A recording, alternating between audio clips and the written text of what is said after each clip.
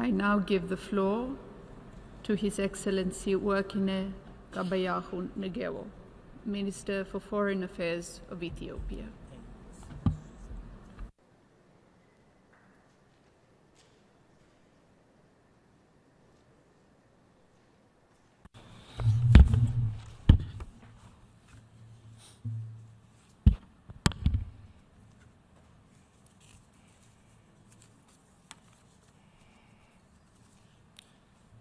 Madam President, allow me to start by expressing my warmest congratulations to you on your election as the President of the 73rd session of the General Assembly. I can assure you of my delegation's full support and cooperation in the effective discharging of your responsibility. Let me also convey my sincere appreciation to your predecessor for his able leadership of this August Assembly for the past year.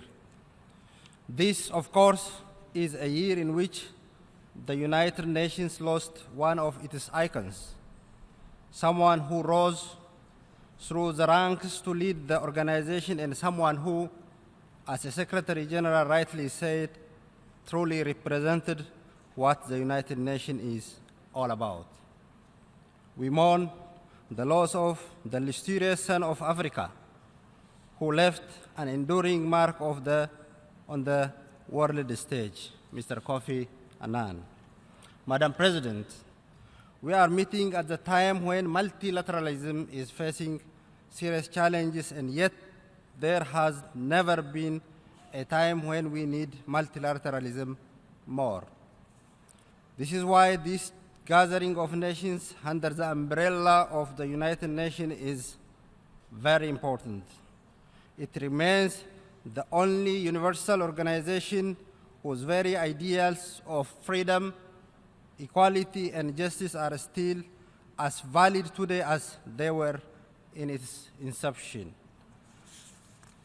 As Emperor Haile Selassie of Ethiopia stated in his address to the General Assembly in October 1963, I quote, "The Charter of the United Nations expresses the noblest aspiration of man, abjuration of force in the settlement of disputes between states, the assurance of human rights and fundamental freedoms for all without distinction as a race, sex, language, or religion, the safeguarding of international peace and security." This remains profoundly true. And let me take this opportunity today to assure you that Ethiopia, as a founding member of the United Nations, will continue to adhere to these ideals and to the principles of multilateralism as we face unprecedented challenges and threats to our community of nations. Ethiopia's contribution to the United Nations peacekeeping is second to none. We remain totally committed to this noble endeavor as we reform and adapt to the new and challenging realities of peacekeeping. We fully endorse the Secretary General's Action for Peacekeeping Initiative and the declaration of the shared commitments to the United Nations peacekeeping to tackle the challenges peacekeeping faces today. Madam President, 6 months ago, a peaceful transfer of power took place in Ethiopia. It has opened a new chapter in our country's political history, offering realistic and genuine possibility of change that will meet the hopes and expectations of our youthful population.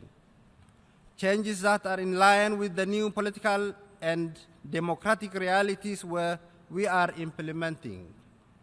Changes that have been welcomed and embraced by Ethiopians across the length and breadth of the country, creating a just, peaceful, equitable, and sustainable society is the vision we are supporting as we build a new society on the foundations and achievements of the past. It is a vision, I believe, highly appreciated and relevant to our discussion here to this session of the General Assembly and of the term selected for this general debate. Ethiopia and the people of Ethiopia have frequently shown their resilience and strength often enough in the past in time of adversity. We are quite confident we will continue to do so. No difficulties are insurmountable. There are, of course, challenges that we continue to encounter in working to ensure the benefits of economic growth and development are widely shared among all sections of our people. We are working today to widen and deepen the reform necessary to promote democratic governance and the rule of law, to promote fairness and justice, better financial and economic management, to promote transparency and accountability across the entire administration of governance, to promote popular participation and an effective democracy. In the last 6 months, we have exerted every effort to make sure all this, together with our message of forgiveness and reconciliation, strengthens the unity and solidarity of our entire population. The new government, led by His Excellency Prime Minister Abiy Ahmed, is taking a series of measures, opening up the democratic space in every direction, opening up the economy, removing previous constraints on development such as corruption, human rights violations, and failures of administration and governance. In other words, we have been and are counting to respond to the hopes and aspirations of our people. The reforms have been welcomed across the country and beyond. Madam President, we have not confined our efforts to Ethiopia only. Another highly important historic development is what is happening in our region. In the last 3 months, my Prime Minister has also launched equally significant reconciliation across the Horn of Africa. This is the start of the real process of normalization between and among the countries of the Horn. Ethiopia and Eritrea have opened a new chapter in their relationship, ending 2 decades of conflict. We are normalizing relations and charting a future in which our relationship will truly reflect the long-standing ties between our two peoples. Somalia and Eritrea have reconciled their differences and re-established diplomatic relations. Early this month, we held a trilateral summit of Eritrea, Ethiopia, and Somalia in Asmara. We foreign ministers then visited Djibouti, opening a new phase in relation between Djibouti and Eritrea. The African Union Commission chairperson has rightly called this a clear demonstration of the value and effectiveness of the search of African solution to African problems. Recently, my Prime Minister and the President of Eritrea signed a further comprehensive cooperation agreement in Saudi Arabia, Jeddah, and President of Eritrea and Djibouti shake hands in Jeddah, ending a decade of dispute. In light of this important and positive development, it is only appropriate and timely that the Security Council now seriously considers without delay lifting the sanctions imposed on Eritrea. A few days ago, the South Sudanese party signed the revitalized peace agreement for South Sudan at an extraordinary summit of IGAD, heads of state and governments in Addis Ababa. This offers the real prospect for peace in South Sudan after 5 years of civil war. Madam President, these are indeed major developments in the Horn of Africa.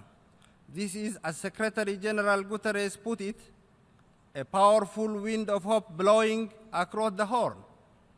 It is a wind that offers a start to unrevealing years of conflict and suspicion across the region, a region which has one of the most conflict-ridden in Africa. Indeed, Horn of Africa is becoming Hope of Africa. While all these major steps towards silencing the guns in our region is taking place, it is equally important to extend the process to promote a framework for regional economic integration to fight poverty.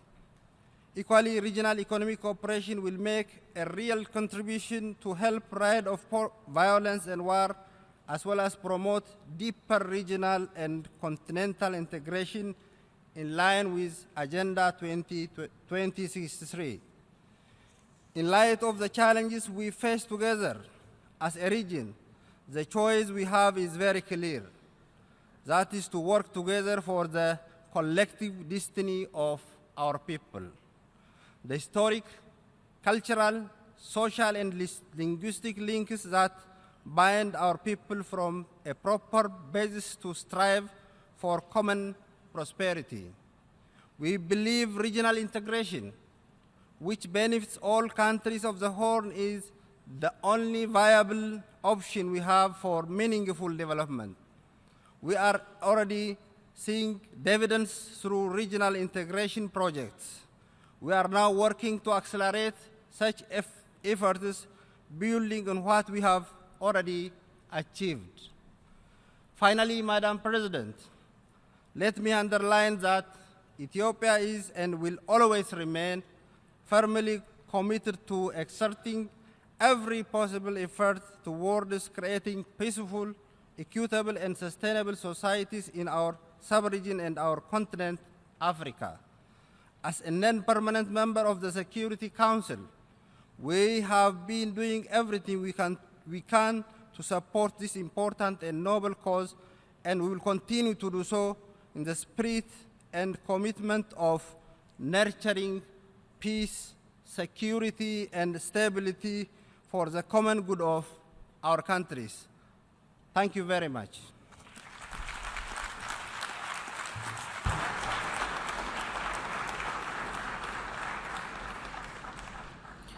I thank the Minister for Foreign Affairs of Ethiopia for his statement.